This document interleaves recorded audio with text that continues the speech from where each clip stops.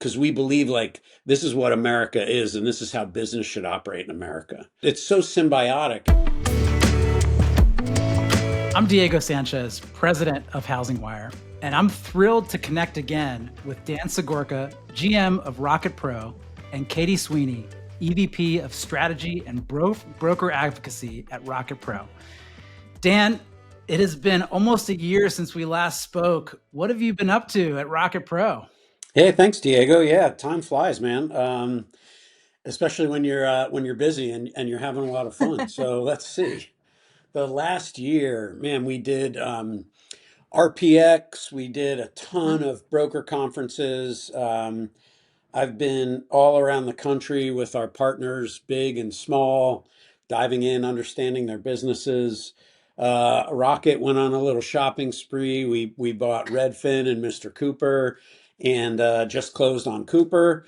And so, really working very hard on behalf of our partners and trying to figure out how we bring this entire ecosystem to bear for their benefit. So it's been busy, man. Hugely busy year. And Katie, Dan mentioned RPX, which Yeah. sounds like it was an amazing event. And really, I think it shows that you want to be part of the broker community, Yeah. not just serving it. How does that embedded approach set Rocket apart? Yeah, I mean, I think Dan has said it a lot throughout the year. When I joined the team, we had a lot of conversations about needing to do a lot more listening. And that's a general statement across the board. I think all lenders need to do a lot more listening, not just over here at Rocket Pro. And we really took the time throughout the last 6 to 9 months to not only understand the challenges of our current partners, but to also understand the landscape for the rest of the channel and the folks that aren't working with us yet. And I think at the end of the day, the conversation that's consistent across the board with every type of business owner and every type of broker out there is this desire to be a part of a community, whether that's your local community in your environment back home or a larger community within the broker channel or the industry in a more agnostic way. And so our objective and our goal has been to just foster as much of that as possible. We're trying to do as many local events as we can so that we can really get into understanding market dependencies in specific regions. But we're also trying to create a general sense of community and belonging for businesses of all sizes. I think, we're in an industry that really praises production, and a lot of times the biggest companies out there get a lot of attention and they get a lot of effort behind lenders trying to court them in the relationship, but often that leaves behind the small and medium businesses, the shops that are really trying to embed themselves locally. And Dan has done a fantastic job of allowing us to sort of spread our wings and to provide community belonging to everybody of every size. And I think that's important. You don't get that from a lot of other lenders out there.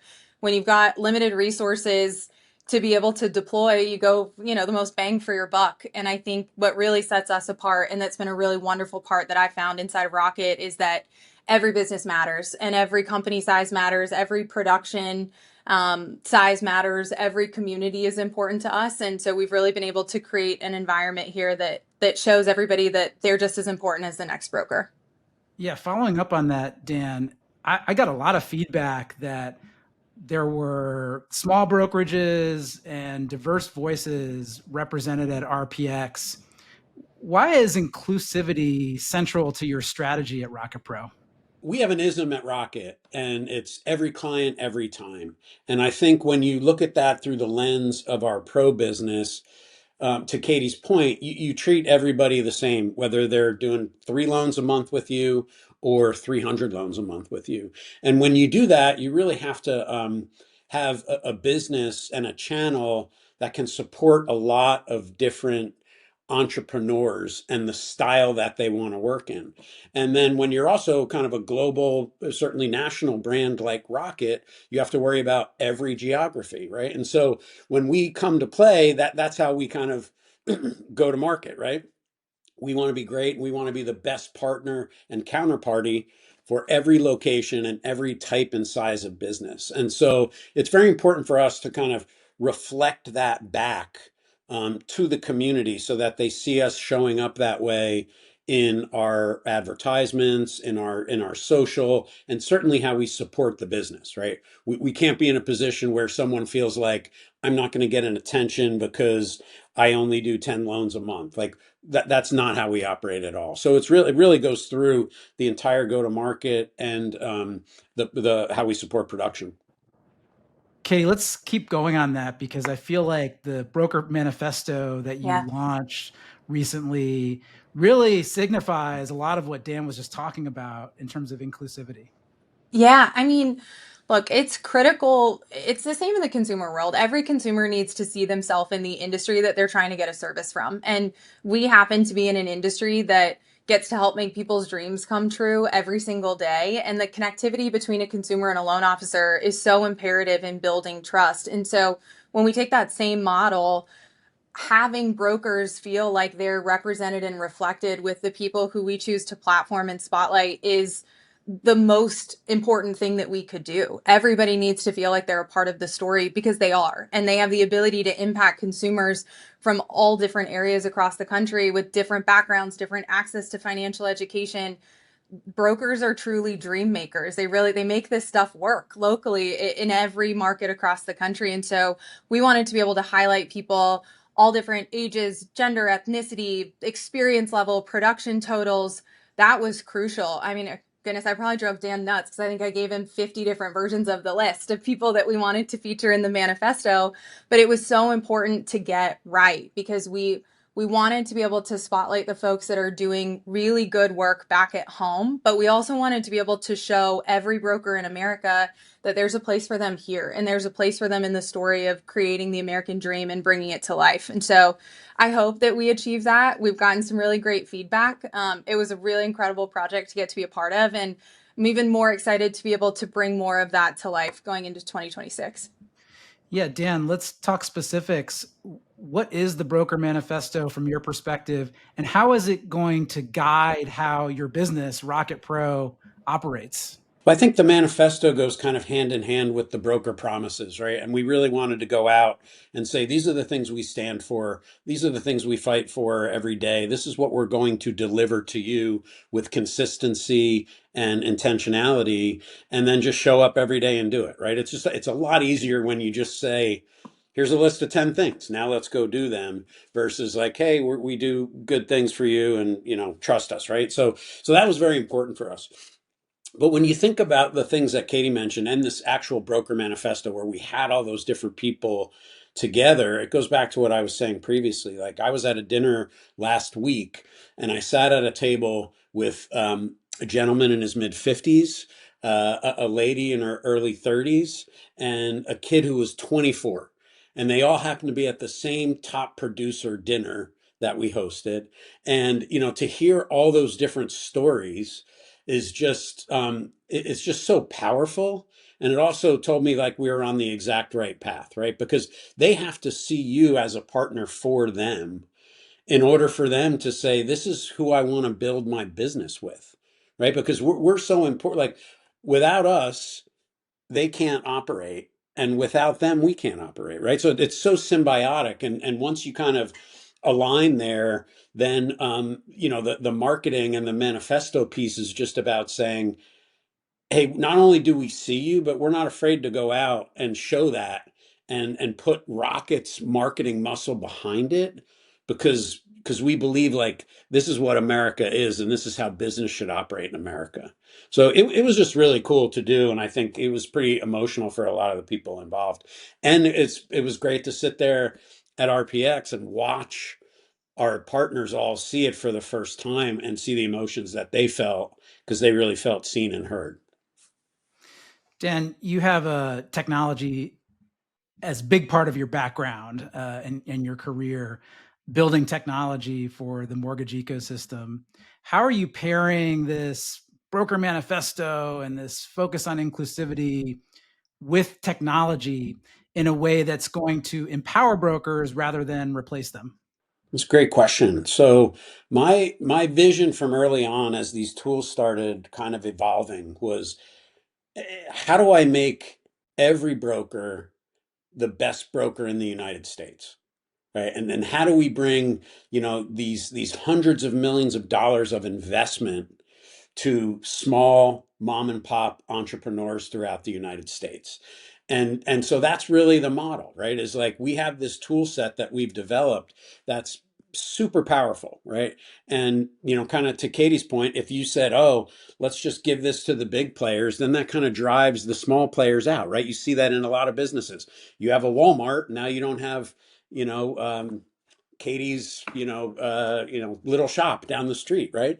But we took an opposite approach, which was like, kind of more of like an Amazon approach of like, how if we power the entire ecosystem and give them the tools to be more competitive and help them win, that's the right model for all of us, right? Because we think, the future of real estate is hyper local, and and we also believe, the American dream is really two things, right? One, it's home ownership, but two, it's small business and entrepreneurism. And so we have such a privilege to be able to bring those things together, and technology is kind of the tip of the spear. So now, someone who can't afford an IT team, who can't afford a full stack of CRM, LOS, POS, right? Like, okay, doesn't even know how to integrate those things and is operating a small business, can use our tools and go in and be almost empowered as if you had a team of 20 IT people working on your staff, right? So that is a really powerful thing for us. And the tools are really centered around a couple different things. One is like, how do we help them grow their business and identify new opportunities? How do we help them be more efficient as they kind of originate? And that includes like their efficiency and our operations team's efficiency. And then the third piece is then how do we put that together in a way that they spend less time using tools and more time with people, leveraging their humanity, their empathy to build their businesses kind of human to human. So it's been really fun. It's been a great part of the last year for me. Yeah, really, I love that pairing of that manifesto and the way that you're interacting with brokers with really strong technology and kind of enabling them in a way to compete with some of the bigger shops out there. Katie, I feel like you have a big hand in this strategy of giving great technology to the most local, hyper local of broker. How do you think about technology when you're out there talking with mortgage brokerages? Yeah, I mean, Diego, I've been on a mission to democratize the mortgage industry for probably 7 years now. I think I stood up on stage back in 2018 and said the same thing that I'm about to say now. For a really long time, technological investment was limited to enterprise solutions, and that's it. The people didn't really have an interest. They didn't have an understanding of the impact that local originators play, that to be able to keep that money in their communities, to be able to influence local economies, to be able to be a trusted advisor. There's so much information that exists online these days, but it's incredibly overwhelming. And we're seeing a shift in the narrative of people trusting what they Google to now distrusting everything that they see. And the only way to manage trust is to have local relationships, which means that's the area that we have to continue to invest in. These are people who have personal relationships and the ability to influence decision making at a scale that we simply could never match. There's not a company in America that could match the decentralization and the power that local originators bring to the table. And so, investing in creating flexibility in the way that people run their business and allowing them to do so in whatever way best fits the people who they serve, that's the ultimate objective with every technical investment that we're making. All of these launches, everything we're bringing to the table, it's all about allowing people to run their business the way that they want to run it and to utilize these services to eliminate friction in as many areas as possible so that they can spend more time doing the things that they want. And that could be recruiting, scaling, doing more production, meeting more real estate agents. That could also mean hanging out with their kids and spending more time with their families and getting that time back to be present in a business that doesn't often celebrate that. We're all kind of in the middle of this hustle culture, and we celebrate, die, grind or die. But there's a benefit and a flexibility that technology brings to the table that allows you to make those decisions independently and autonomously. It's not up to us to dictate the way that you drive your business. We're simply here to provide as many platforms as possible and allow you to pick and choose the best way to facilitate the business model that works for you. Yeah, I love that. And inclusivity, means also people have lives outside of Yeah. work and different kinds of lives that require different commitments at different periods of time. So I love that. I love that message, Katie. So Dan, let's wrap up with you. When hopefully we'll talk again earlier than a year from now, Yeah. but when we talk again a year from now, as I imagine we will, what do you hope to have accomplished over this next year that we can talk about? I think this year is going to be really impactful in terms of the adoption of these tools that we're bringing to our partners and their use of them. Like we're on version 1. People have been literally blown away. But when you sit in a room with 50 people and you really say, how many of you are fully utilizing this tool set to run your business, 10 hours a day, every day? One or two people raise their hand, so like we're in very early adoption of like, how can I really dive in and get my hands dirty and change the way my business operates? So I think we're going to see that happen. I also think we're going to bring some amazing things together as we really integrate Redfin, Rocket, Mr. Cooper. Right. This is something that's never been seen before. There's a lot of excitement and people are like, when can I do this or when can I do that? And I'm like, we just closed the deal 7 days ago. Like, let me breathe a little bit, right? But so when that starts to come to fruition, what it looks like to have a top of funnel at scale real estate portal integrated with the best mortgage machine in America, integrated with the best servicing operation on the planet at scale, there's going to be a lot of things that we can deliver and bring to our partners that we're really just kind of putting into process right now. So I think in a year from now, it'll be really great to sit back and say, Dan, we talked about all these things. Wow, let's talk about what we've accomplished. And we'll have a lot of facts and data in terms of thousands of hours saved, thousands of leads delivered, servicing on behalf of broker, just all these stories that aren't happening today. It's not going to take us that long to put them into motion. So that'll be what our convo is about. What a terrific place to end. Dan, Katie, thank you so much for joining me today. Thanks, Thanks, Diego. Diego. Yeah, appreciate it.